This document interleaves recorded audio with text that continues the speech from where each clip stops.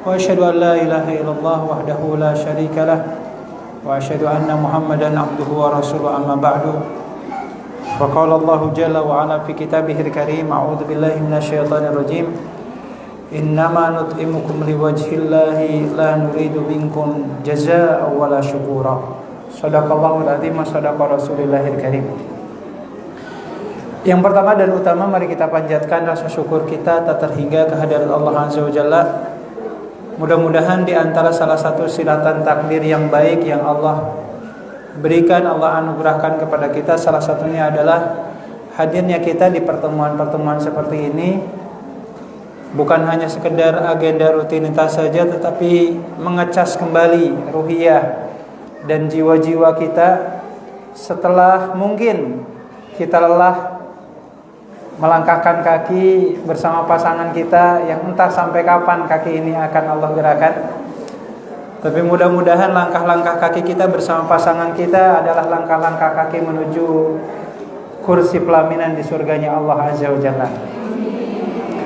Karena pastinya setiap kita tidak mau pasangan kita diambil oleh wanita lain.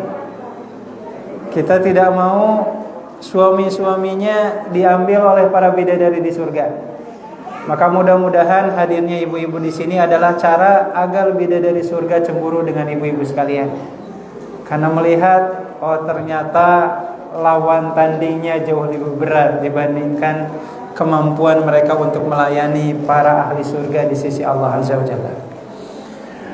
Salawat dan salam mudah-mudahan senantiasa terlimpah curahkan teruntuk suri teladan kita Habibana wa Nabiyana Muhammadin sallallahu alaihi wasallam, teruntuk para sahabat, tabi'ut tabi'in, dan mudah-mudahan saya, ibu-ibu, pasangan ibu-ibu semua keluarganya hari ini Allah pertemukan di dunia di pertemuan yang baik, di rumah-rumah yang Allah berkahi. InsyaAllah Allah Ta'ala pertemukan kembali kita semua. Bukan hanya sekedar pertemuan di alam surga yang kekal abadi, tapi juga kita berharap waktu-waktu di mana nanti kita di alam barzah menunggu kapan hari kiamat itu terjadi, Allah masih memberikan kesempatan kita, pasangan hidup kita, anak keturunan kita, orang tua kita bisa saling mengunjungi, bisa saling berkumpul satu dengan yang lain. Allahumma amin, amin ya rabbal alamin. Ibu-ibu, hari ini materinya tentang batas ketaatan istri pada suami. Ini kalau saya bikin judul, ya begitu saja Bu, tibanya. Kadang antara ingat dan ingat, tapi alhamdulillah biiznillah, mudah-mudahan materi yang tersampaikan ini, selalu saya sampaikan di awal pembahasan, materi ini bukan ingin memberikan pembelaan kepada para suami, selalu saya katakan, tetapi ini untuk menguatkan semangat-semangat kita. Karena walau bagaimanapun ibu sekalian, kalau rumah tangga itu yang dipikirkan hanya memperjuangkan hak dan kewajiban, gak akan benar rumah tangga itu. Kalau suami berpikirnya kewajiban saya umpamanya mencari nafkah dan seterusnya, lalu kemudian hal yang lain tidak dia pikirkan, mungkin ada di antara perasaan-perasaan para istri itu kemudian yang akan terlukai.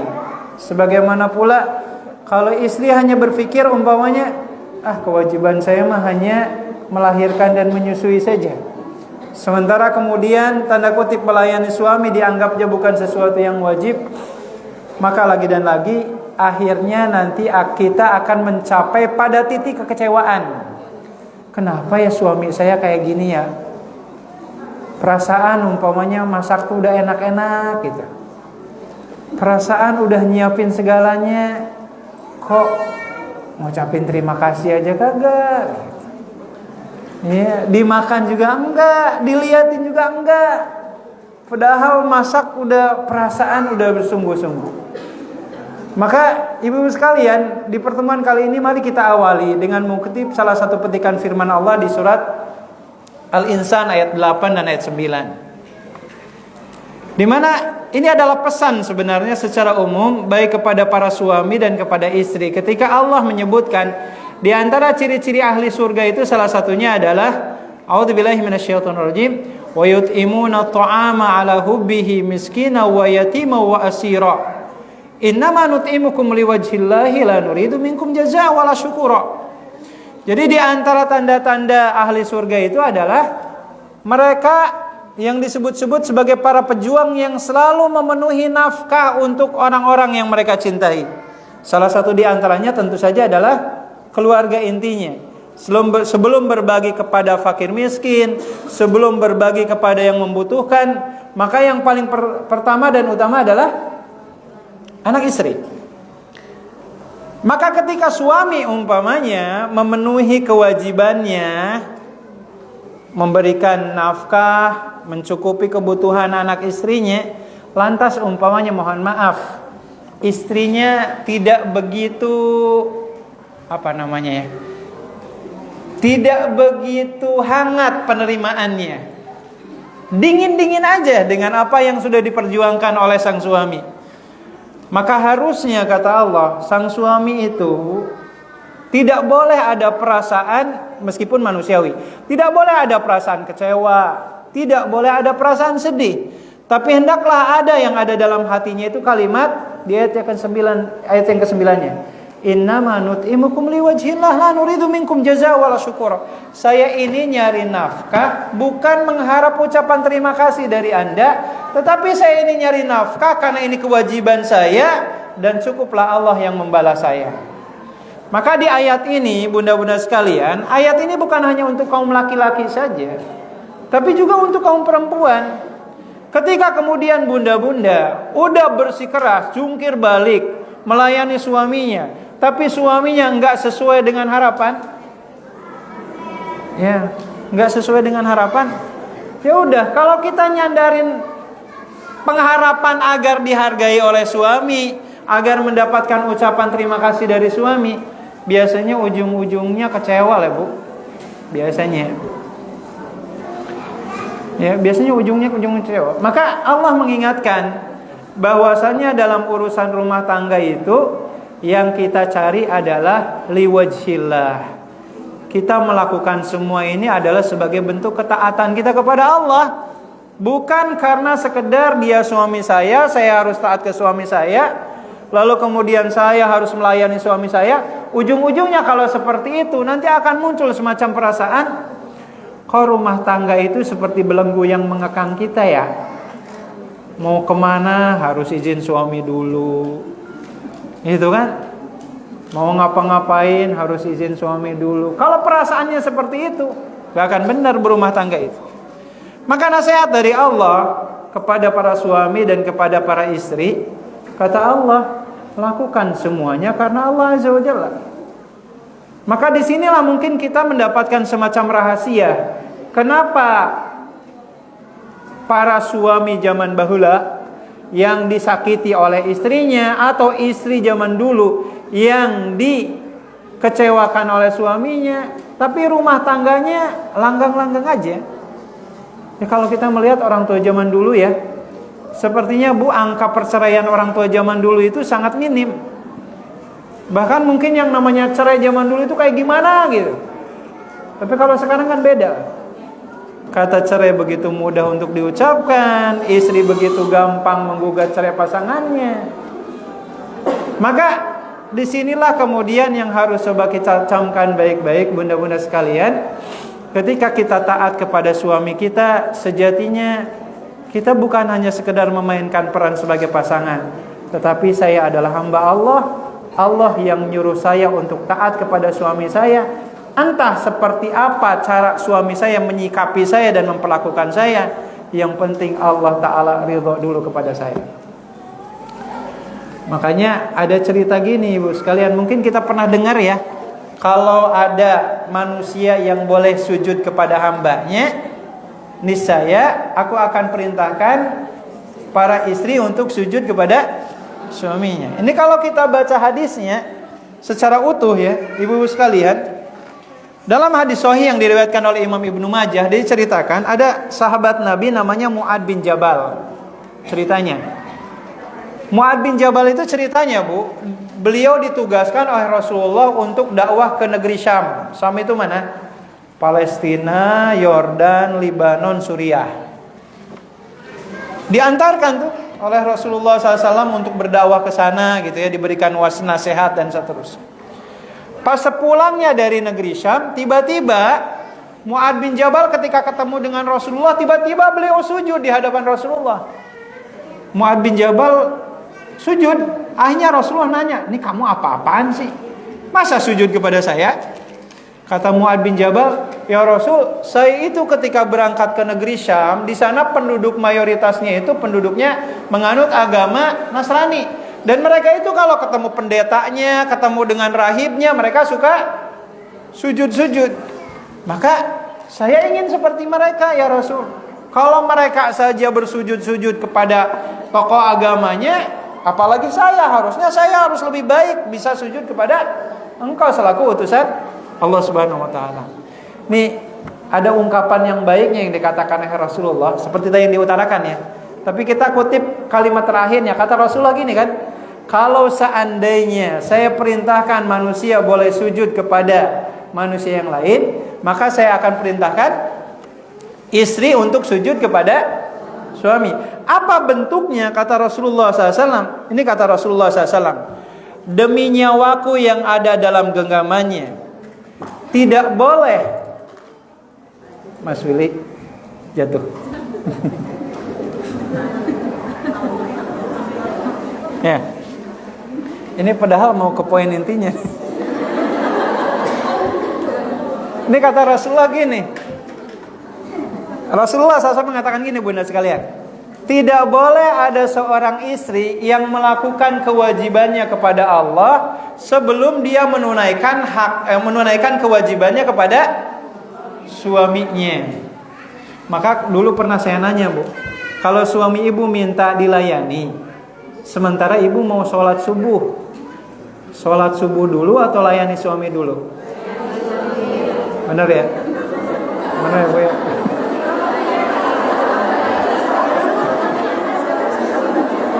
Oh ya, benar ya?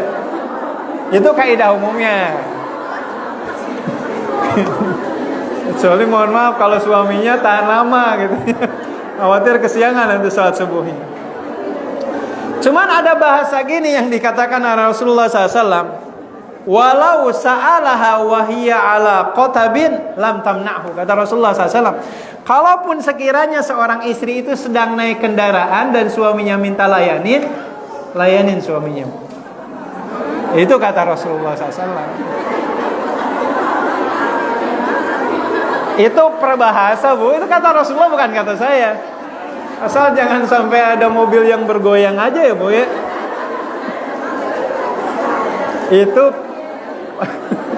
Itu bentuk ketaatan seorang istri kepada suami. Sekiranya suami minta dilayani. Jadi ternyata bisa sampai suami itu gitu ya. Nah, itu yang dikatakan oleh Rasulullah SAW. Tapi tentunya bentuk ketaatan itu enggak mesti dalam konteks hubungan badan saja kan. Tapi ya memang secara umum suami itu yang paling penting butuh kepada istri itu salah satunya kan itu, minta dilayani. Maka bunda-bunda yang dirahmati Allah Ta'ala, mungkin kita enggak berpikir gitu, bagaimana ada perempuan lagi naik kendaraan. Apalagi zaman baheula ya Bu ya, kendaraannya apa Bu? Onta, gimana ceritanya tuh? Naik onta ngelayani suami.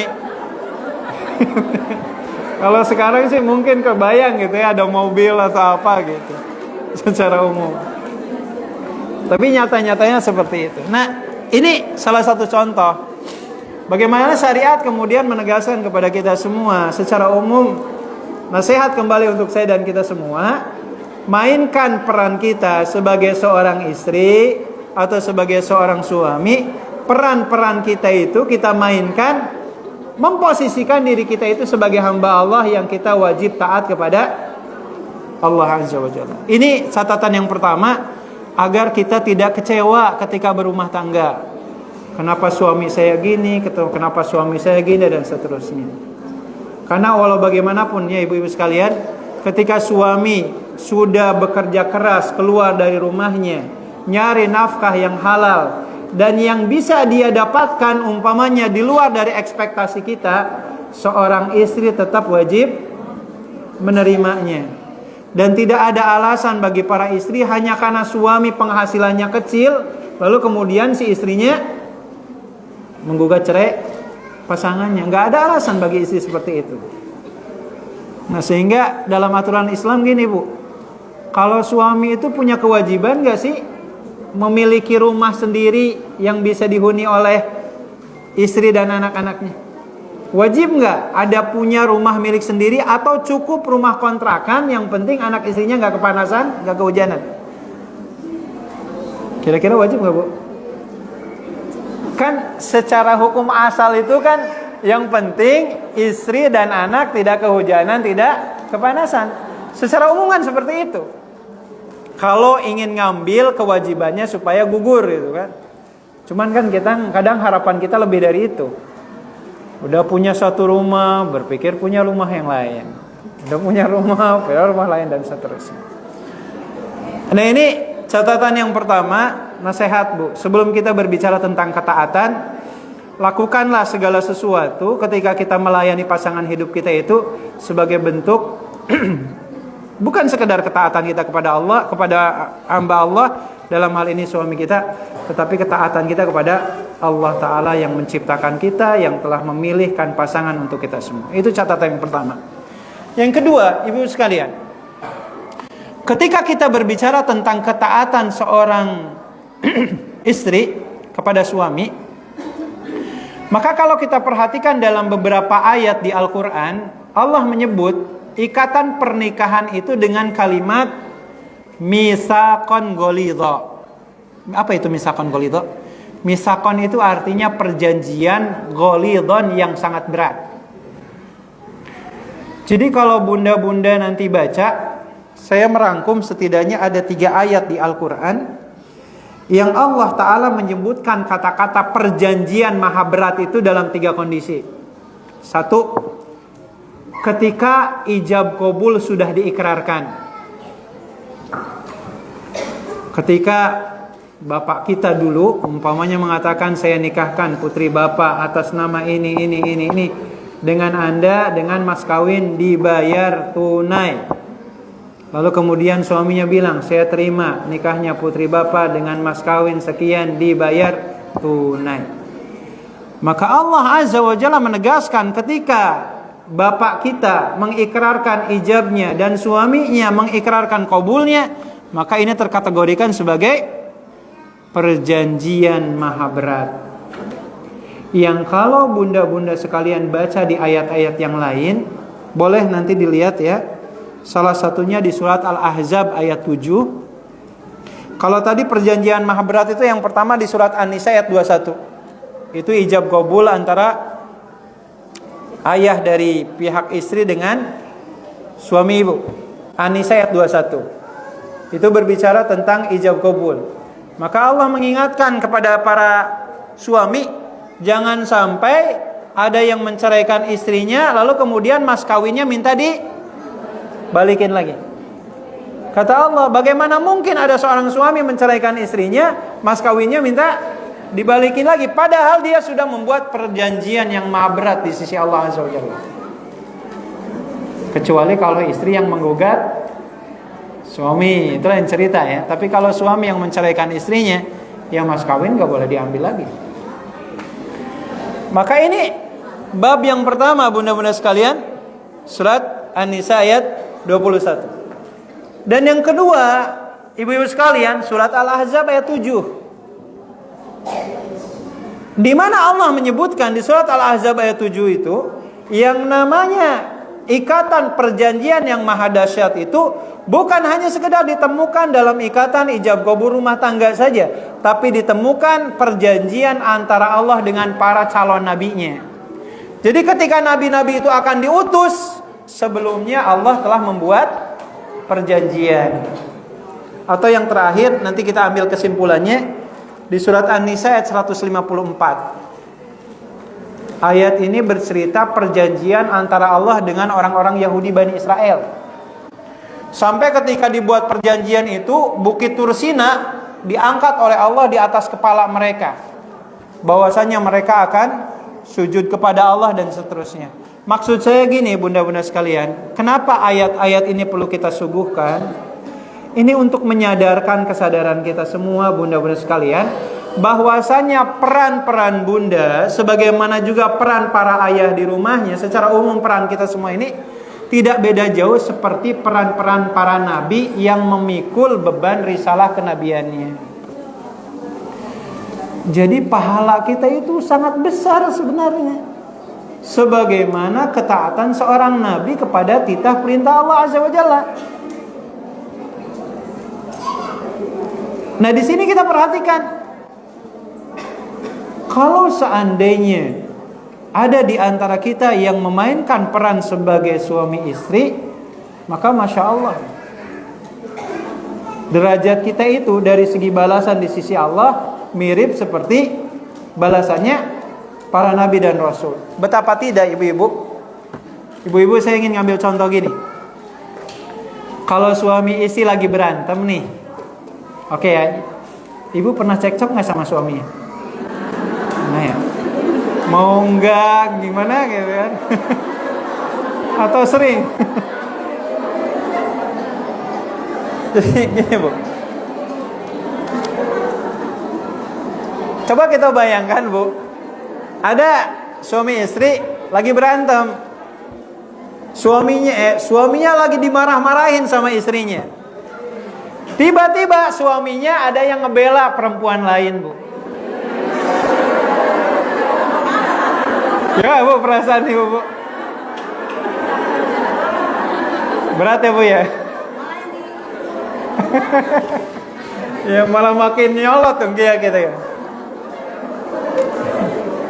Tapi sebenarnya disadari atau tidak ibu-ibu sekalian, ketika suami istri itu sedang berantem, ada sosok wanita lain yang akan membela suami ibu, bahkan sebaliknya akan melaknat ibu sebagai istrinya.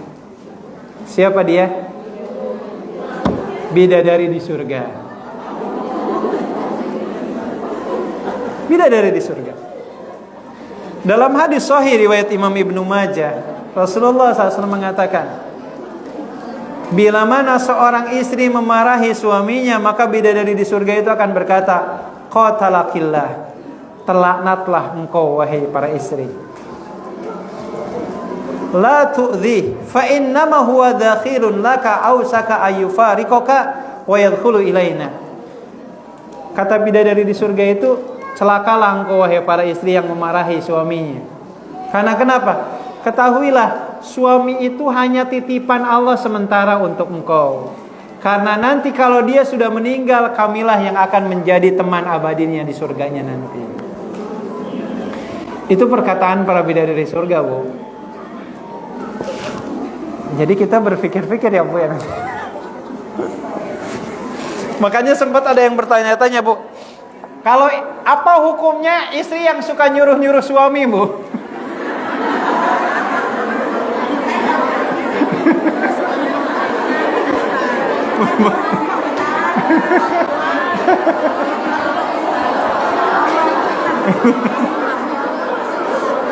Iya, bukan nyuruh ya, minta tolong.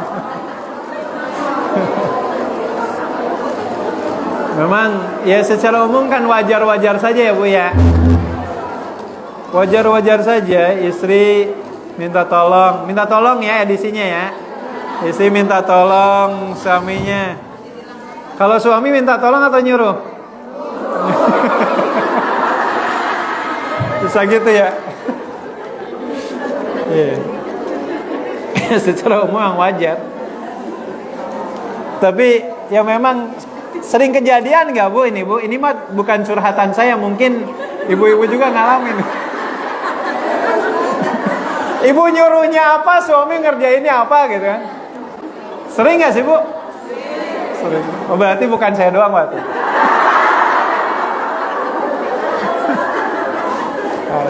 Nanti saya bisa ngomong ke istri saya.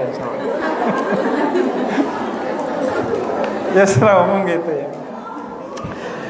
Jadi bunda-bunda sekalian, kembali ke pembahasan kita. Ternyata di balik semua pertengkaran kita itu ada sosok orang ketiga Sosok orang ketiga yang membela pasangan hidup ibu-ibu sekalian. Tapi jangan khawatir ya Bu ya, karena walau bagaimanapun secara umum kecantikan seorang wanita muslimah yang solihah di dunia ketika masuk surga dan mendampingi suaminya di surga nanti itu jauh lebih cantik dibandingkan para bidadari di surga nanti. Makanya saya di awal tadi menyebutkan mudah-mudahan kehadiran ibu-ibu ini membuat para bidadari surga cemburu. Gitu. Bikin bidadari surga cemburu. Karena selama ini kita suka berantem sama suami, ya bidadari surganya marah-marahin terus kita. Hari ini kita berusaha menjadi seorang istri yang jauh lebih baik. Ya, menjadi seorang istri yang jauh lebih baik. Ya tentunya suaminya juga harus dikasih tahu untuk menjadi suami yang lebih baik. Jadi ini catatan yang kedua Bu, yang ingin saya sampaikan kepada bunda-bunda sekalian. Kalau catatan pertama adalah jangan kecewa dengan perilaku pasangan hidup kita ketika kita melakukan ketaatan yang maksimal kepada pasangan kita. Karena sejatinya apa yang kita lakukan di dalam rumah ketika melayani pasangan hidup kita, sejatinya secara umum itu adalah bentuk ketaatan kita kepada Allah. Dan yang kedua, peran-peran seorang istri ketika melayani suaminya itu tidak beda jauh pahalanya sebanding dengan peran para nabi ketika memikul beban risalah yang Allah berikan kepada mereka semua. Makanya ada cerita gini Bu, Abu Bakar Siddiq radhiyallahu ta'ala anhu itu punya beberapa orang putri. Salah seorang putrinya itu mohon maaf ya, salah seorang putrinya itu saya lupa namanya ya, dinikahi oleh Zubair bin Awam ceritanya. Nah ketika Zubair bin Awam ini menikahi istrinya tersebut, yang tiada lain adalah putri dari Abu Bakar Siddiq radhiyallahu ta'ala anhu, didapati putrinya Abu Bakar ini, mohon maaf ya, sehari-harinya membantu suami itu luar biasa. Salah satunya yang dilakukan oleh putrinya Abu Bakar itu mengumpulkan biji-biji kurma. Mengumpulkan biji-biji kurma Bu, lalu kemudian dimasukkan ke karung, lalu kemudian dipikul oleh pundaknya. Ketahuan kejadian ini oleh Rasulullah SAW. Sampai akhirnya Rasulullah SAW itu ngomong ke Abu Bakar. Kata Rasulullah, wahai Abu Bakar, kamu gak kasihan sama putri kamu? Emang kenapa putri saya? Putri saya kan bahagia bersama suaminya. Kata Rasulullah, itu tadi saya mendapati di tengah jalan putri kamu lagi mikul biji kurma. Jadi kalau di Arab dari dulu bahkan mungkin sampai sekarang, biji kurma itu digunakan untuk apa? Biasanya dihaluskan dan dijadikan pakan untuk unta. Biasanya. Ya, biasanya seperti itu. Dan kebayang Bu, ngancurin biji kurma itu seperti apa kerasnya. Kalau zaman sekarang mungkin sudah ada mesinnya ya. Zaman dulu ya digiling manual. Sampai akhirnya diceritakan ketika disebutkan peristiwa tersebut, Abu Bakar Siddiq mendatangi putrinya. Dan ternyata putrinya itu mohon maaf tidak menampakkan wajah penuh kesedihan atau menampakkan seolah-olah dia sedang susah. Tapi Abu Bakar tidak berpikir panjang, beliau langsung mendatangkan seorang pembantu untuk putrinya tersebut. Sampai apa yang dikatakan oleh putrinya Abu Bakar, demi Allah, sebenarnya saya tidak mau menceritakan kesusahan saya kepada bapak saya.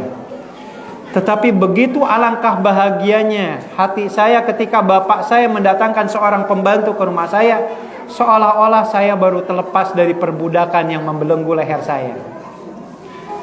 Jadi kita bisa merasakan mungkin ya betapa beratnya beban yang harus dipikul oleh seorang istri Zubair bin Awam yang tiada lain adalah putri Abu Bakar Siddiq, yang sebelumnya yang kita tahu Abu Bakar ini sosok orang kaya raya yang kehidupan anak-anaknya itu sangat tercukupi. Dan gak tahu nih Bu, kalau orang tua ibu melihat kondisi ibu hari ini bahagia atau sedih? Saya harap sih bahagia ya Bu ya. Dan kita berusaha untuk menutupi kekurangan dari suaminya. Yang kita sampaikan ya kepribadian suami kita ke orang tua kita itu secara umum. Suami kita orang baik, perhatian ke kita gitu ya, selalu memenuhi hajatnya, selalu romantis kepada saya, seterusnya. Sampai akhirnya suami kita yang tidak lain mertua dari suami ibu itu merasa bangga dan tidak rugi punya menantu seperti suami ibu. Seperti itu ya Bu ya. Ini mudah-mudahan Bu. Baik, itu catatan yang kedua yang perlu kita perhatikan. Catatan selanjutnya bunda-bunda sekalian, dan ini yang menjadi peringatan kepada kita semua, di mana Rasulullah SAW dalam beberapa kesempatan menyebutkan, dan ini mungkin di beberapa majelis ilmu pernah saya sampaikan, ketika Rasulullah SAW bercerita tentang ciri-ciri wanita ahli surga. Ini kayaknya terlihat dari wajah-wajah ibu-ibu sekalian. Rasulullah SAW menyebutkan di antara ciri-ciri wanita ahli surga itu adalah mereka yang ketika bermarah-marahan dengan suaminya selalu berinisiatif menjadi orang pertama yang meminta maaf.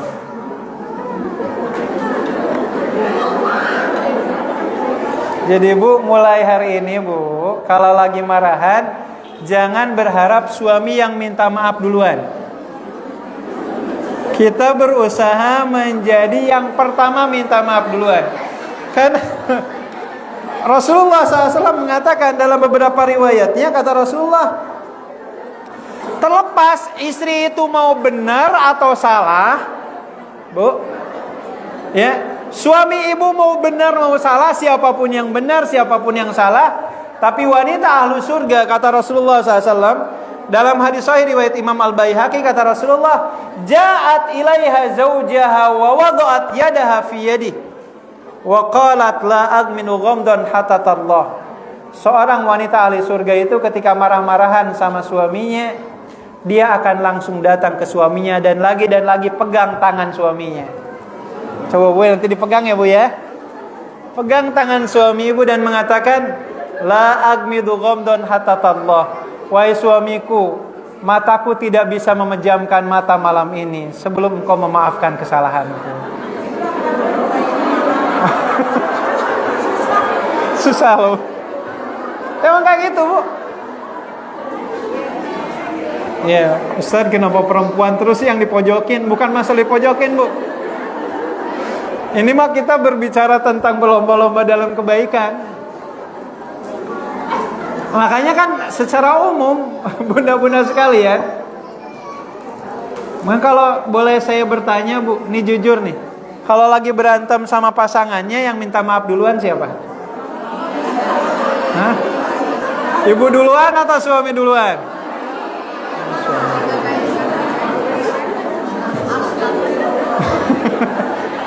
Berarti kalau suami duluan yang minta maaf ya bagus Bu, berarti itu suami yang menghargai ikatan rumah tangga. Ya, tapi ibu keduluan sama suaminya masuk surganya Bu masalahnya. Nah Rasulullah SAW nggak seperti itu. Jadi coba nanti ya Bu ya, karena walau bagaimanapun katanya ada sebuah ungkapan, kalau suami istri itu berantem, siapa yang harus duluan minta maaf? Ini secara psikologis ya, harusnya yang paling minta maaf duluan itu istri. Harusnya, di samping secara syariat ya. Karena kenapa? Kalau istri itu butuh kenyamanan, kalau suami butuh ketenangan Bu.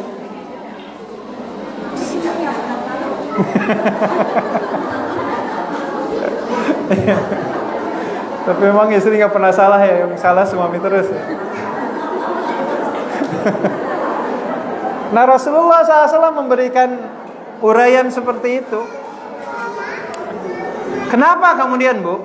Ini yang kita khawatirkan ya. Kenapa kemudian harus istri dulu yang minta maaf? Kenapa Bu? Karena biasanya Bu ya, secara logika aja Bu ya, Memang kalau suami itu suka bermain keras sih sebenarnya kan.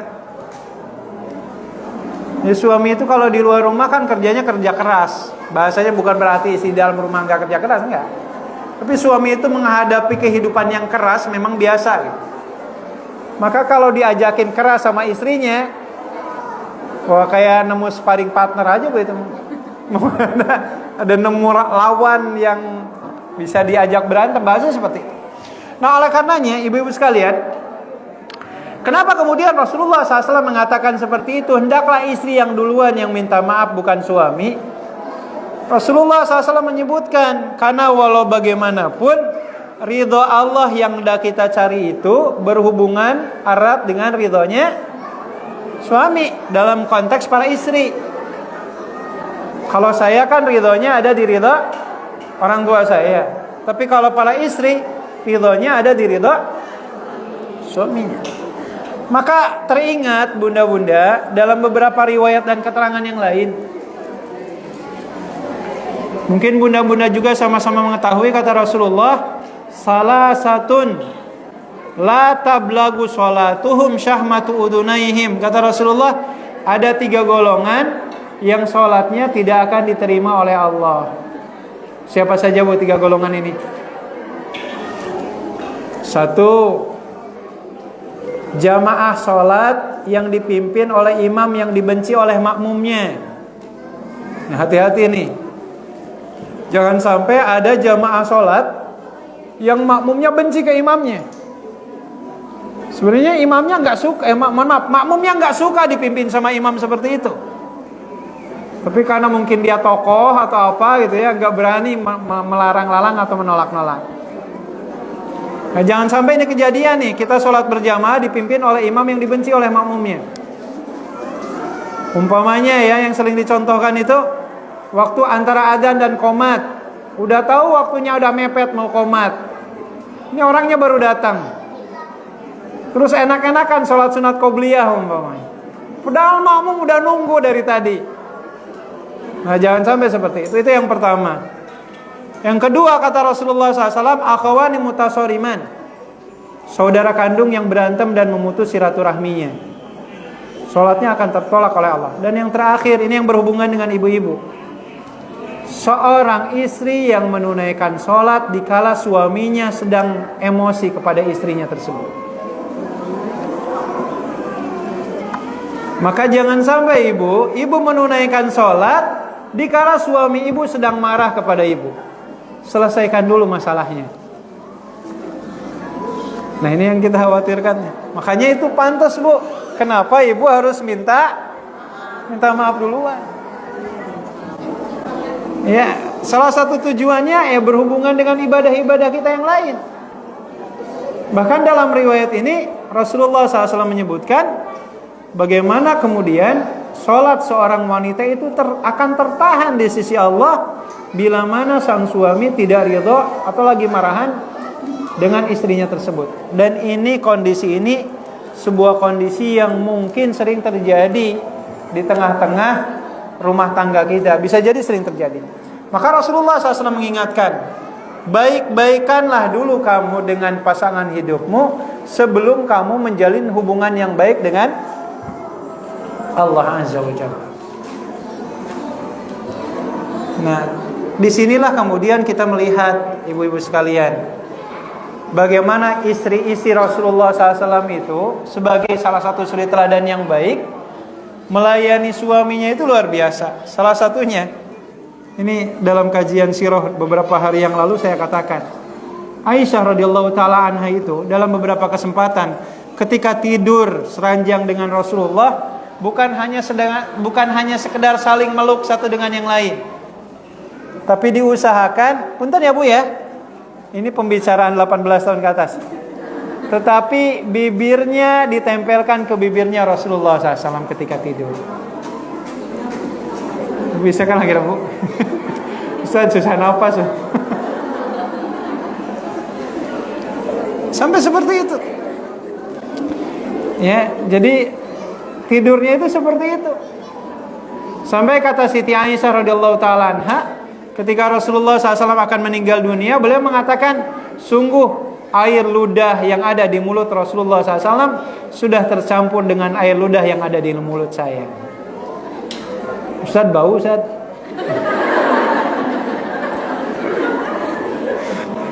Cerita itu mungkin salah satu hal yang bisa kita lakukan.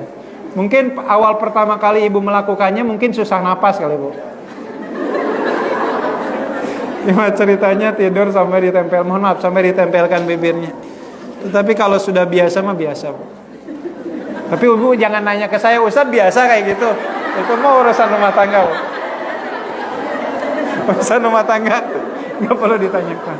Yang penting dipraktekkan bu. Yang penting dipraktekkan. Astagfirullah.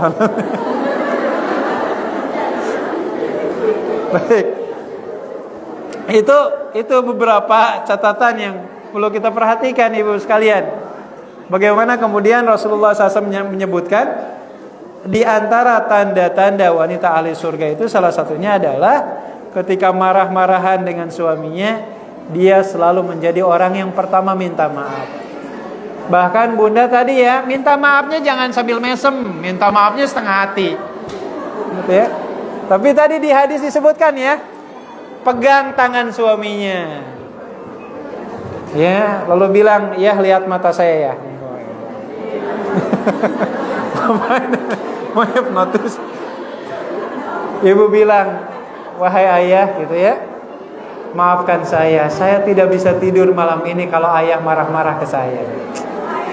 Masya Allah bu, kalau suami ibu diperlakukan seperti itu oleh ibu, insya Allah nggak akan ngelirik-lirik wanita lain bu. Ya. Ya paling suaminya nanti bilang kan, "Ibu sehat."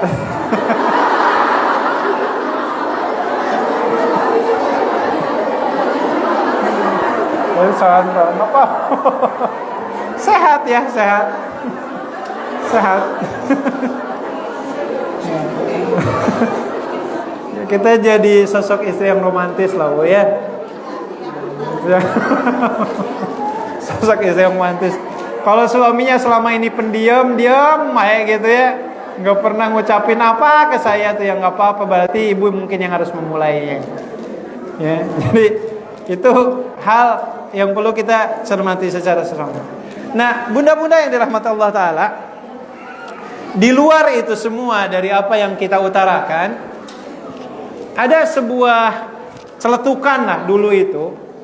Jadi para wanita-wanita zaman dulu pernah kumpul di salah satu perkumpulan, ya biasa mungkin ngobrol antara satu dengan yang lain. Para wanita ini ngobrol antara satu dengan yang lain, mohon maaf, mereka itu topik pembahasannya itu, mereka ingin ngebanding-bandingin amalan mereka dengan amalan suami-suaminya. Jadi ada di antara mereka itu bilang gini, antara satu dengan yang lain, "Enak ya suami-suami itu, keluar rumah nggak perlu izin ke kita. Ya, keluar rumah bahasanya mau ngangkat senjata, berperang di jalan Allah, mati syahid. Apalagi kalau mati syahid itu apa keutamanya bu? Ketika arwahnya dicabut langsung disambut oleh 70 bidadari. Enak banget ya para suami itu. Mau haji sendiri pun gak jadi masalah, berangkat umroh sendiri pun gak jadi masalah gitu. Nah kita ini amalannya apa kalau kayak gitu? Siapa tahu mungkin ibu-ibu ada yang pernah berpikiran seperti itu. Ya, jadi suami enak ya, keluar rumah gitu kan, mau jam berapapun bisa. Beda dengan kita di rumah. Ya, bangun tidur udah disiapin cucian, mau tidur nyuci piring lagi sebelum tidur. Kok gini amat ngenas hidup saya Nah obrolan ini kemudian disampaikan kepada Rasulullah SAW. Sampai Imam At-Tabrani dalam hadisnya yang sahih itu menceritakan, ada seorang wanita datang ke Rasulullah SAW dan mengeluh. Wanita ini mengatakan, "Ya Rasulullah, amalan yang tersisa bagi kami itu apa? Suami kami berangkat ke medan jihad, pulang mungkin dia dapat pahala sebagai seorang mujahid. Kalau dia nggak pulang dia mati syahid. Terus kami dapat pahala apa? Apa ternyata Bu jawaban dari Rasulullah SAW? Rasulullah SAW mengatakan seperti ini kalimatnya. Mihnatu ihdakunna fi baitiha tudriku amalal mujahidina fi sabilillah. Kata Rasulullah SAW, wahai para ibu, ketahuilah, ketika ibu-ibu menggeluti kegiatan sehari-harinya di dalam rumah, maka pahala ibu sebanding dengan pahala orang yang berjihad di jalan Allah. Jadi Bu, nggak ada yang sia-sia. Kalau umpamanya para tentara itu ngangkat senjata, ibu ngangkat apa Bu? Ngangkat galon. Ngangkat galon. Ya. Kalau para suami umpamanya hari ini bekerja keras sampai bahasanya mengeras keringat banting tulang, ibu di rumah nyuci piring, nyuci baju nggak Bu? Mesin cuci ya Bu ya, pakai mesin cuci kan Bu? Nggak pakai gosok-gosokan ya Bu? Secara umum ya, ibu ngepel di rumah, mandiin anak dan seterusnya. Ternyata kata Allah Azza wa Jalla, aktivitas dan rutinitas yang dilakukan oleh ibu di dalam rumah itu pahalanya sebanding dengan pahala berjihad di jalan Allah Azza wa Jalla. Maka berdasarkan hadis ini ibu-ibu, kebaikan apapun yang dilakukan oleh suami ibu di luar rumah, pahalanya akan sama didapatkan oleh ibu di dalam rumah. Ada istri yang ngeluh, Ustadz, suami saya itu berangkat umroh sendirian, dia nggak ngajak-ngajak saya. Padahal saya yakin deh, kalau dia ngeberangkatin saya pun duitnya masih ada Ustadz. Terus gimana saya bilang, Ustadz boleh nggak ngedoain yang nggak baik untuk suami saya? Kenapa Bu? Ya gimana Ustadz, saya nggak diajak kalau suami saya berangkat umroh. Padahal Masya Allah ibu-ibu, kalaupun gak diajak ya, kalaupun, tapi suami ibu kemudian berangkat umroh, ibu tetap ikhlas tuh, nyiapin pakaiannya, kan, kopernya disiapin, suami tinggal berangkat doang, berangkat ke Baitullah, suami ibu menunaikan umroh, dan ternyata umrohnya mabrur. Maka Masya Allah berdasarkan hadis ini Bu, ibu pun dapat pahala umroh yang mabrur yang sama. Meskipun ibu nggak berangkat, ya tuh nggak berangkat juga layanin suaminya Bu. Bahasanya daripada ngegerundel ngomongin yang tidak baik suaminya, apalagi punya pikiran, udahlah doain yang buruk-buruk aja untuk suami saya. Nah ini bukan sesuatu yang baik seperti itu. Nah makanya kembali ke topik awal, memang nggak selamanya apa yang kita harapkan dari perilaku suami kita itu sesuai dengan harapan. Melihat suaminya udah nyiapin diri mau berangkat umroh, dikiranya ibu mau diajak, ternyata yang diajak ibunya doang umpamanya, atau orang tuanya doang. Ya memang kesedihan itu akan ada, kita rasakan. Tetapi ketika berdasarkan hadis ini Bu, ketika ibu-ibu yang dirahmati Allah Ta'ala ini, Masya Allah, menyiapkan pakaiannya, menyiapkan kopernya dan segala sesuatunya, hingga akhirnya suami berangkat dengan penuh ketenangan, maka Masya Allah, mihnatu ihdakunna fi baitiha tudriku amalal mujahidina fi sabilillah. Kata Rasulullah, pahala seorang ibu yang berdiam di rumah melayani suaminya sebanding dengan pahala berjihad di jalan Allah. Akhirnya kita sampai kepada satu titik kesimpulan Bu. Maka kalau kita berbicara tentang batas akhir ketaatan seorang istri kepada suami, maka secara umum sebagaimana ketika kita berbicara tentang kesabaran, Bu, sabar ada batasannya enggak? Hah? Ada enggak Bu batasannya? Enggak ada. Sabar enggak ada batasannya. Karena di antara orang yang sabar, hari ini mungkin kita batasan sabarannya sampai sini, tapi ada orang yang kesabarannya melebihi kesabaran kita. Makanya Allah menyebutkan di surat Az-Zumar ayat 10 itu, satu-satunya pahala yang hanya tahu berapa besar pahalanya hanya Allah. Yang dimaksud pahala di sini adalah pahala orang-orang yang bersabar. Innama yuwaffas sabiruna ajrahum bighairi hisab. Pahala orang yang bersabar, termasuk di dalamnya pahala wanita yang bersabar, itu pahalanya nggak ada yang tahu berapa besarnya kecuali hanya Allah Azza wa Jalla saja. Maka ketika berbicara tentang ketaatan, Rasulullah SAW menyampaikan batas ketaatan seorang istri kepada suami. Kata Rasulullah mengatakan, la ta'ata li makhluqin fi maksiatil khaliq. Ketaatan ke manusia itu enggak ada yang absolut, kecuali taat kepada Allah. Taat kita kepada Allah itu harus bersifat absolut, mutlak, tidak ada pengecualian. Tapi ketaatan kita kepada pasangan hidup kita, kata Rasulullah SAW, kita wajib taat kepada suami kita. Sampai kapan? Selama suami kita tidak menyuruh kita berbuat maksiat kepada Allah. Maka kalau suami kita menyuruh kita berbuat maksiat kepada Allah, dalam konteks ini tidak ada ketaatan seorang istri kepada suaminya. Suami kita nyuruh kita sholat tepat waktu, ikutin. Suami kita nyuruh kita untuk menutup aurat, ikutin. Suami kita nyuruh kita belajar tahsin, umpamanya, ikutin. Tetapi ketika suami kita umpamanya, Bu, gak ikut lomba Agustusan, umpamanya. Apa ya lombanya? Joget dangdut. Dalam konteks seperti ini, mohon maaf, tidak ada ketaatan seperti itu. Bahkan yang ada, kewajiban seorang istri adalah mengingatkan suaminya. Makanya Masya Allah, Rasulullah SAW sampai mengingatkan, di antara tanda wanita yang dirahmati oleh Allah itu adalah salah satunya wanita yang membangunkan suaminya untuk sholat tahajud. Kalau suaminya nggak bangun, diapain, Bu? Diciprati wajahnya pakai air. Dan kalaupun suaminya marah, nggak jadi masalah. Toh ini bentuk ketaatan kita kepada Allah Azza wa Jalla. Nah, inilah mungkin salah satu hal yang perlu menjadi catatan bagi kita semua, ibu-ibu sekalian, sehingga secara umum apapun suami kita hari ini, selama dia masih berjuang keras memenuhi nafkah kita, dan setahu kita umpamanya suami kita itu benar-benar serius menjadi seorang pemimpin yang baik, maka tidak ada alasan bagi kita untuk tidak taat kepada suami kita. Tidak ada alasan bagi kita, apalagi mohon maaf, untuk menggugat cerai pasangan hidup kita hanya karena suami kita tidak bisa memenuhi hasrat dan kebutuhan hajat hidup kita sehari-hari.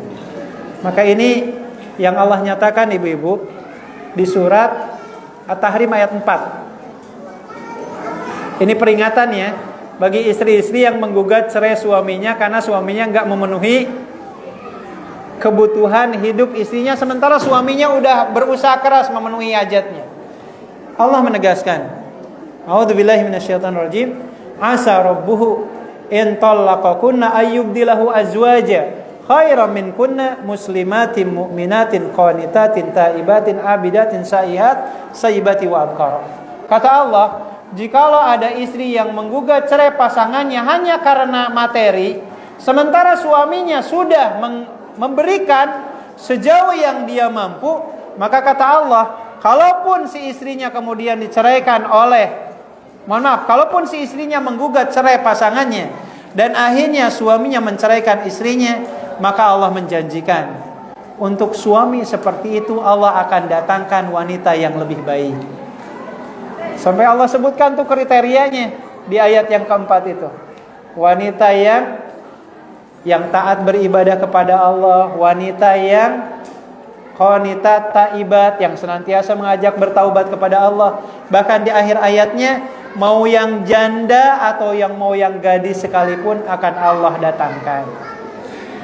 Maka mudah-mudahan ibu-ibu sekalian bisa menerima apapun kekurangan dan kelebihan yang saat ini dimiliki oleh suami-suami ibu sekalian, karena sejatinya ketaatan kita kepada suami bukan sekedar kita ingin melayani suami kita saja sebagai pasangan, tapi kita sadar diri bahwasanya suami kita adalah kunci surga kita agar kita bisa meraih ridhonya Allah Azza wa Jalla. Itu saja mungkin uraian kita untuk kesempatan kali ini. Mudah-mudahan tidak memuaskan hati-hati kita untuk lebih banyak belajar, dan selamat berjuang menjadi istri-istri yang tangguh menghadapi suami-suami yang apa adanya, dan Mudah-mudahan ini salah satu bentuk amalan yang bisa kita banggakan di hadapan Allah Azza wa Jalla. Barakallahu lakum walhamdulillahirabbil alamin. Saya kembalikan ke pemandu acara selanjutnya untuk memandu sesi selanjutnya. Assalamualaikum warahmatullahi wabarakatuh. Terima kasih. Acara selanjutnya kita buka sesi tanya jawab. Sebelumnya dari pertanyaan dari kelas dulu ya. Ada yang bertanya di kelas Ustaz. Pertanyaannya, suami pekerja keras, jadi suami yang lebih mengutamakan usahanya daripada memberi nafkah untuk keluarga itu bagaimana? Ibu-ibu yang dirahmati Allah Ta'ala, Rasulullah SAW itu menegaskan, dinarun anfaqtahu fi sabilillah. Kata Rasulullah SAW, kalau ada seorang laki-laki, dia berdonasi atau dia berinfak dengan 1 dinar di jalan Allah untuk berperang umpamanya, seperti saudara kita di Palestina umpamanya. Kata Rasulullah SAW, donasi seperti itu derajatnya jauh lebih rendah dibandingkan ketika kita memenuhi hajat hidup anak dan istri kita. Maka ketika ada kebutuhan logistik untuk berperang dan di saat yang sama anak istri butuh diberikan nafkah, maka kata Rasulullah SAW, sebelum memikirkan yang lain, termasuk di dalamnya mikirin orang tuanya umpamanya, mikirin adik kakaknya umpamanya, maka kata Rasulullah SAW, mereka-mereka ini memang seharusnya kita pikirkan, tapi mereka bukan orang yang prioritas yang harus kita beri nafkah. Karena ketika seorang wanita sudah diperistri, yang di sana kemudian kita punya anak, maka kata Rasulullah SAW, anak istri kita harus kita dahulukan dibandingkan orang tua atau saudara kandung kita sekalipun, bahkan ketika berjihad di jalan Allah. Maka sungguh sangat merugi kalau seandainya ada sosok seorang suami yang hanya dia pikirkan hanya keluarganya saja. Yang dimaksud keluarga di sini adalah kebutuhan ibunya, bapaknya, adik kandungnya. Sementara istri dan anak-anaknya malah hidup dalam kondisi tidak berkecukupan.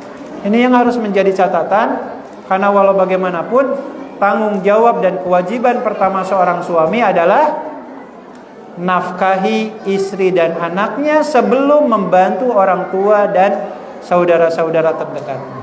Wallahu a'lam bishawab. Terima kasih Pak Ustaz. Yang jawabannya semoga bertanya tidak terjadi. Sekarang kami persilahkan kepada para jemaah yang ingin bertanya diberi 2 kesempatan pertanyaan. Maka silakan yang ingin bertanya. Ya silakan. Assalamualaikum warahmatullahi wabarakatuh. Iya, ini bertanya Pak Ustaz, gimana caranya yang menghadapi suami yang overthinking itu? Saya selalu mikir ke depannya tuh gimana, takut anak itu tidak cukup, padahal ya alhamdulillah itu suami kan kerja, ada gaji, terus ada tabungan.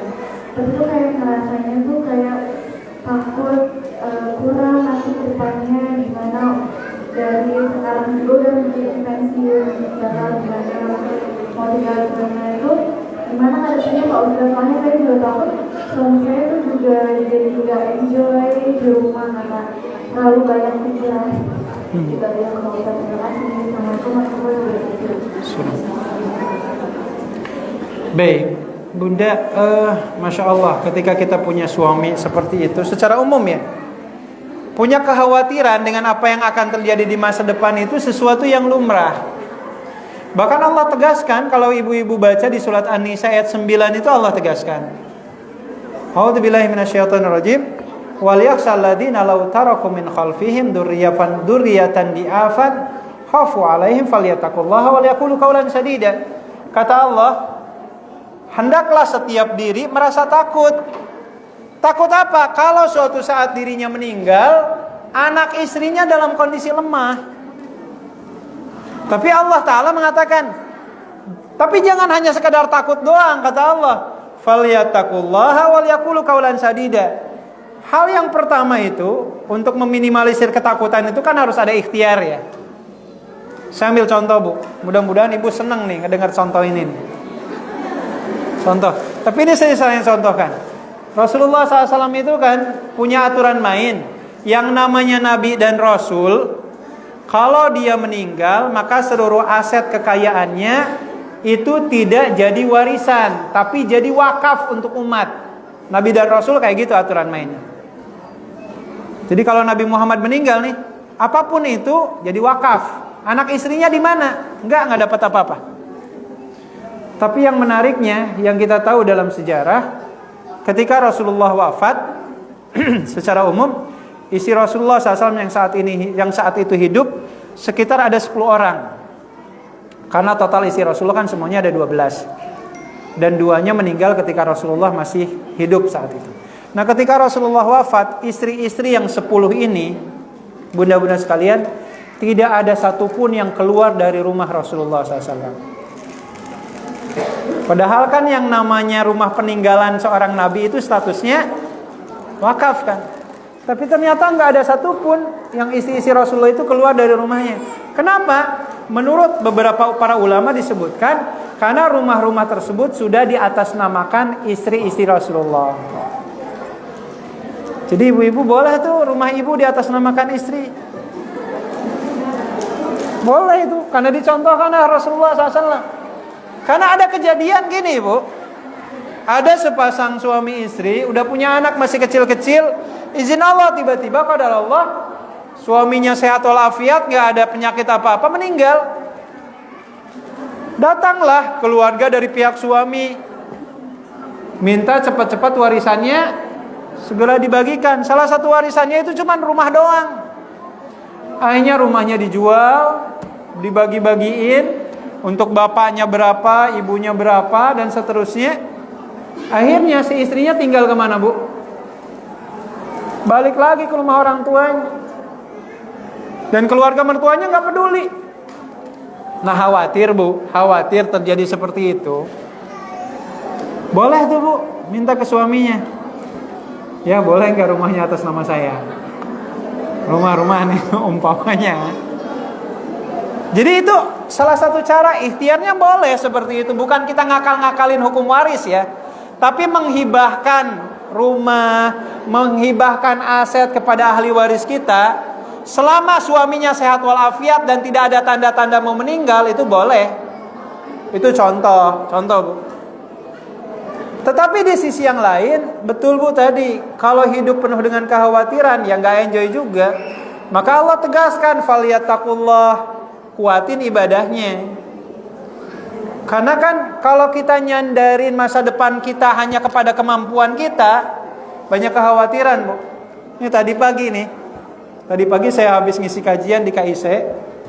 Selesai pengajian, ada karyawan yang menghampiri saya, Ustadz, ini saya ngelihat kondisi ekonomi di negeri kita kan lagi kembang kempis nih. Apalagi ada beberapa produk seperti barang-barang elektronik hari ini kan kalah popularitasnya dengan produk Cina. Sehingga ya saya khawatir karena di perusahaan saya sudah mulai pengurangan karyawan. Ustadz gimana ya?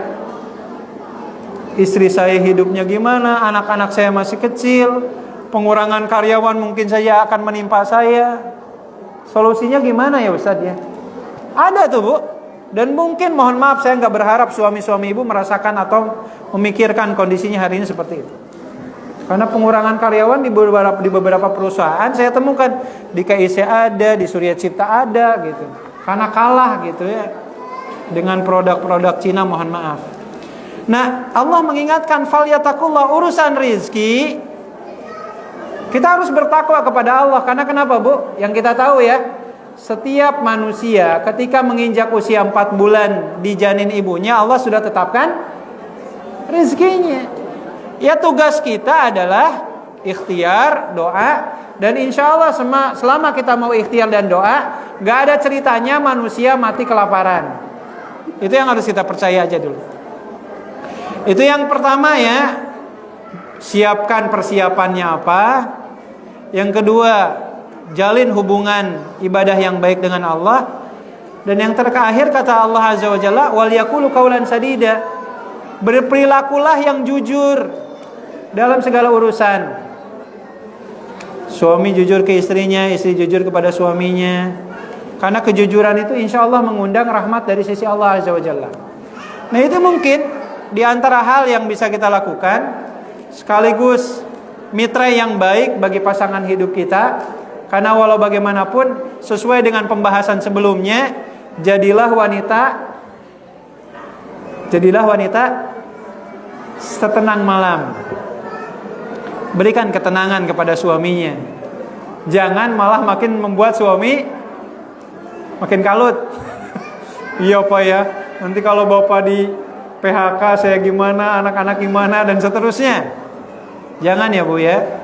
Tapi berikanlah ketenangan kepada suaminya. Berikan keyakinan bahwasannya apapun kondisi sang suami, ibu siap mendampinginya. Mudah-mudahan itu salah satu solusi dan cara yang bisa kita lakukan. Wallahu a'lam.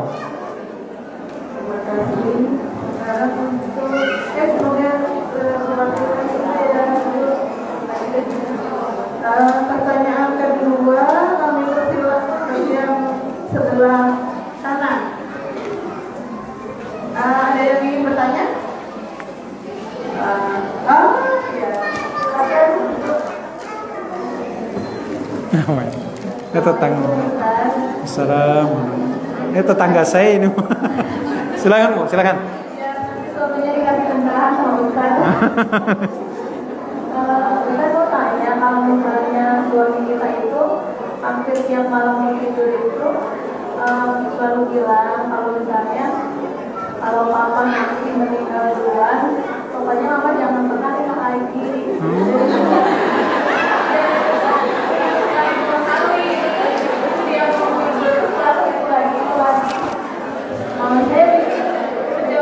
Seperti apa ya? Kalau bilang misalnya itu kan boleh, nanti dia kayak bakar gitu kan. Walaupun kan secara agama memang boleh ya. Tapi kalau misalnya bilang enggak, itu kan kita nggak tahu ya. Kali saya cuma bilang ini aja, pokoknya makanya saling jaga kesehatan, biar bisa mengurus anak. Terus kalau misalnya kita berdoa, dia panggilnya itu nggak berjauhan. Mungkin beliau itu bilang seperti itu karena melihat di daerah saya itu banyak yang udah sepuh, kalau yang sudah ditinggal suaminya, anak-anaknya menjodohkan dengan tetangga. Jadi suami itu dia sangat ketakutan dan itu seperti apa berpikirnya atau misalnya dia suami ngerti itu satu sisi kan itu ya pertanyaan yang sangat tahu dijawab. Mohon penjelasannya. Assalamualaikum warahmatullahi wabarakatuh.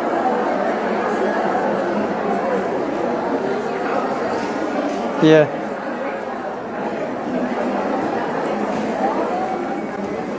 Baik. Ibu-ibu yang dirahmati Allah Ta'ala, mudah-mudahan ini sebagai wujud cinta tulus seorang suami kepada istrinya. Karena saya teringat di kalangan para sahabat, hal-hal seperti ini sering dilakukan. Ada seorang sahabat Nabi namanya Abu Darda. Abu Darda itu sering ngomong ke istrinya kayak gitu. Mah, kalau ayah meninggal duluan tolong ya, jangan nikah lagi. Kenapa? Ayah nggak bisa nahan jikalau nanti kamu bersanding dengan pria lain di surga nanti.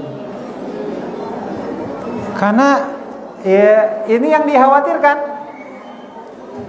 Sampai akhirnya memang ini opsi ketika suami meminta seperti itu.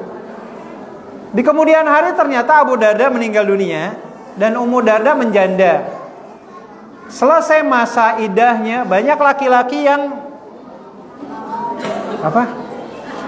ia melamarnya. Salah satunya ada sahabat Nabi namanya Muawiyah.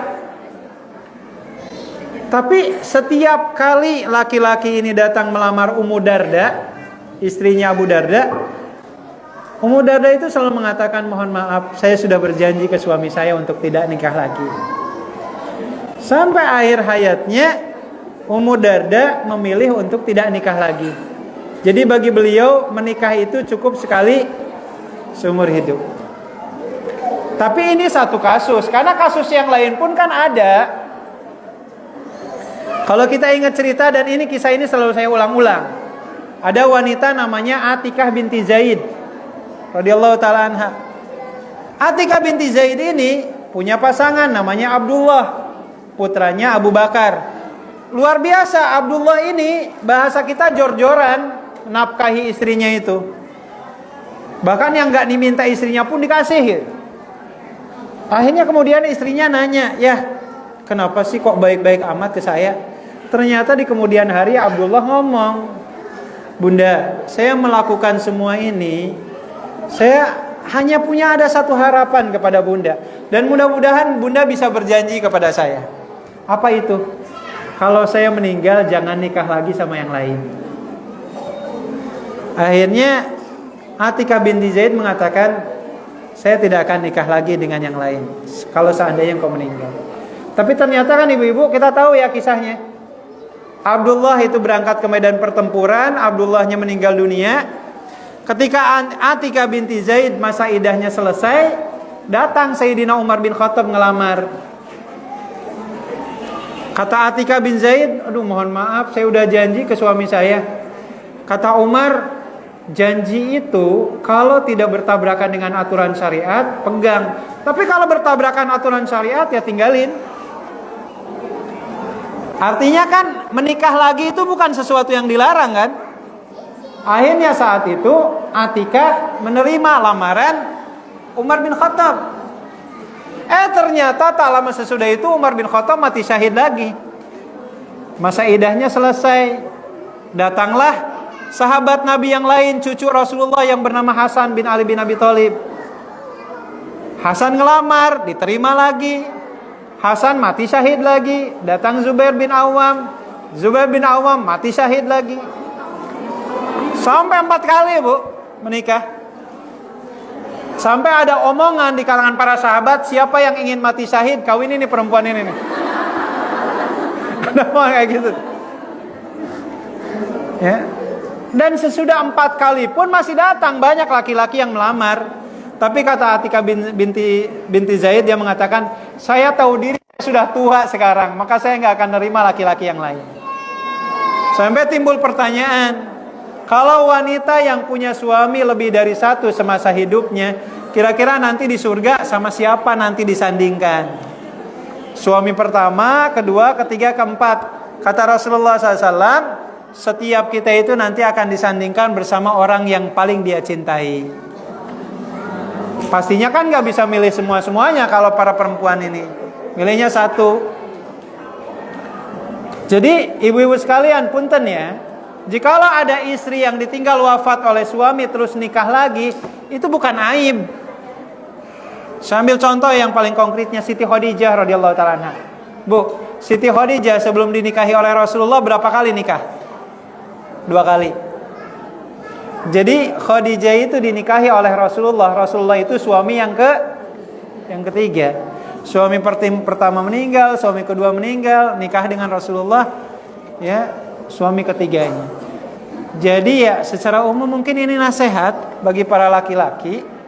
Secara umum ya, niatan kita berumah tangga itu sehidup sesurga. Jadi niatan kita itu saja. Dan Allah menakdirkan kita hari ini bertemu dengan pasangan yang kita cintai. Dan memang pasangan kita hari ini kan yang milih Allah secara umum yang menghadirkan kita itu. Maka kita harus ridho dengan ketetapan Allah. Allah takdirkan umpamanya ternyata yang meninggal duluan istrinya. Kira-kira nih bu, suami yang minta istrinya untuk tidak nikah lagi kalau duluan wafat. Kalau kejadiannya kebalik bu, ternyata istrinya duluan yang meninggal. Saya nanya ke suami-suami seperti itu, kira-kira dia nikah lagi nggak? Oh, itu jawab. Mau jawab belum bu? Engkau istriku yang pertama dan yang terakhir. Pret, Bu, enggak kayak gitu. Apalagi, Bu, punten ya Ibu, ini jangan digombalin sama para suami ya. Karena Rasulullah SAW itu mengatakan, di antara umat yang dibanggakan oleh Allah itu salah satunya adalah mereka yang meninggal dalam kondisi punya pasangan. Maka kata sahabat Abdullah bin Mas'ud, beliau mengatakan, kalau seandainya istri saya meninggal pagi hari dan dikuburkan, maka malamnya saya sudah nikah lagi dengan istri yang lain. Karena kenapa? Saya khawatir kalau saya meninggal dalam kondisi status saya single, menduda atau menjanda. Jadi itu mungkin nasihatnya. Maka kalau suaminya bilang kayak gitu, mungkin perlu ditanyakan ulang. Ya, nggak akan nikah lagi. Oh, alhamdulillah. Sekarang ya, jawabannya baru sekarang. Ya, mudah-mudahan lah Bu. Cuman secara umum, ya hidup mati pasangan jodoh itu Allah yang menakdirkan. Dan Allah takdirkan nanti di surga itu Bu, ditakdirkan ya. Di antara kenikmatan di surga itu salah satunya adalah penyakit iri, dengki yang ada di dalam hati kita itu Allah cabut. Jadi kalaupun ternyata ini ada istri seperti Atikah binti Zaid, suaminya 4, seperti yang dialami ya. Ternyata kira-kira Bu, dari 4 orang ini kira-kira menurut kita yang dipilih Atikah siapa Bu? Abdullah, Umar, Hasan atau Zubair? Abdullah ya? Tapi saya berpikirnya Umar deh Bu. Saya kepikirannya ya, karena Umar ini hamba yang paling dicintai oleh Allah dari 4 manusia ini. Ya kan? Artinya ketika ada salah satu di antara 4 ini yang dipilih, saya yakin yang 3-3-nya ini nggak ada yang cemburu atau sakit hati karena nggak dipilih oleh istrinya. Jadi hilangkan ya keraguan-raguan atau rasa takut seperti itu. Karena walau bagaimanapun saya dan pasangan saya sebagaimana si ayah dengan ibunya yang mempertemukan kan Allah. Maka terimalah dengan ketetapan takdir Allah. Kalaupun ternyata ditinggal wafat, yang meninggal duluan adalah istrinya, toh kalau yang tinggal wafat suaminya duluan, kalaupun toh istrinya menikah lagi, itu bukan sesuatu yang aib, bukan sesuatu yang buruk, bahkan secara syariat memang dianjurkan. Wallahu a'lam. Mohon maaf Ustaz, ada pertanyaan satu lagi ternyata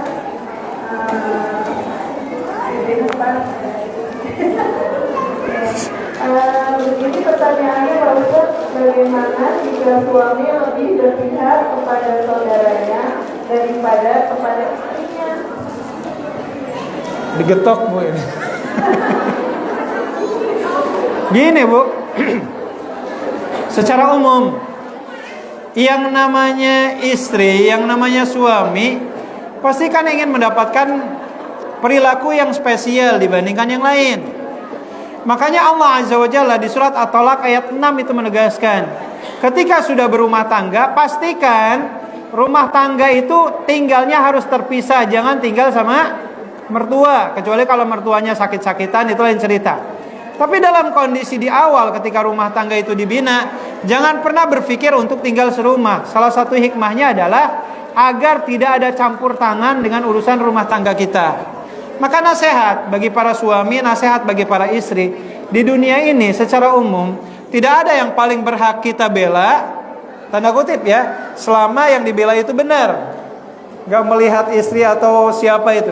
Selama yang kita bela itu adalah orang yang benar, meskipun itu adalah istri kita, ya harusnya yang dahulukan adalah istrinya secara umum, kecuali istrinya memang melakukan kesalahan. Maka dalam hal ini Rasulullah mengatakan, tolonglah saudaramu yang zolim atau yang dizolimi. Maka para sahabat nanya, ya Rasul, kalau nolong yang dizolimi masuk akal, tapi bagaimana cara menolong orang yang menzolimi? Kata Rasulullah, nasihatilah dia agar tidak melakukan kezoliman tersebut. Maka dalam konteks seperti ini, saya nggak tahu yang salah itu istrinya atau saudaranya. Kalau memang yang salahnya istrinya, yang mohon maaf ya, istrinya diingatkan. Konteksnya mendukung itu tidak mesti harus membela, tapi salah satu bentuk dukungan itu adalah ketika menasehati dan mengingatkan istri kalau apa yang dilakukannya itu adalah keliru. Wallahu a'lam bishawab. Itu mungkin ya sedikit uraiannya. Untuk jawaban pertanyaan ini, selanjutnya ada titipan dari ada beberapa titipan dari pengurus yang harus disampaikan dari pengurus istiwa. Terima kasih Bunda Diana. Bunda-bunda jamaah istiwa yang kami hormati, mohon perhatian sebentar. Sebelum acara kita tutup, kami dari istiwa ingin menyampaikan ada dua informasi. Info pertama adalah saat ini ada penawaran tiket promo untuk acara parenting yang akan diselenggarakan pada tanggal 30 November di Hotel Regina dengan tema Happy Parents menjadi orang tua yang ready dengan narasumber Ustaz Ade Bekri yang diselenggarakan oleh KLSI. Harga tiket secara normal adalah 200.000. Untuk peserta yang hadir hari ini ada promo di harga 150.000. Silakan untuk menghubungi kontak person dari masing-masing, dari TK Bunda Rafa, dari SD Bunda Nalif, dari SMP Bunda Mira, dari SMA Bunda Syamrifa, dan dari unit Polri Bunda Dafa. Baik, seminar ini free untuk salah satu orang tua dari TK siswa lama, kemudian SD kelas 6, SMP kelas 8 dan 9, kemudian SMA kelas 11 dan 12. Untuk wali murid yang free nanti linknya akan di-share oleh wali kelas masing-masing. Mungkin berupa link atau mungkin link. Nanti kita tunggu info selanjutnya ya Bunda. Ya. Kemudian info kedua adalah penyerahan donasi yang telah dikumpulkan selama 2 minggu oleh para wali murid TK, SD, SMP, SMA, dan boarding SMP Harapan Umat. Donasi ini akan diserahkan kepada DKM Harum sebagai bentuk dukungan dan kepedulian kita bersama. Kami mohon kepada para perwakilan komite mangga dari TK, SD, SMP, SMA untuk maju ke depan. Ya, nanti penyerahan secara simbolis ya Bunda-bunda. Untuk menyerahkan donasi ini ke perwakilan DKM. Oh, Sabrina aja. Oh ya. Mangga mungkin dari unit siapa dulu yang udah siap? TK dulu. TK udah siap TK? Oh iya, silakan.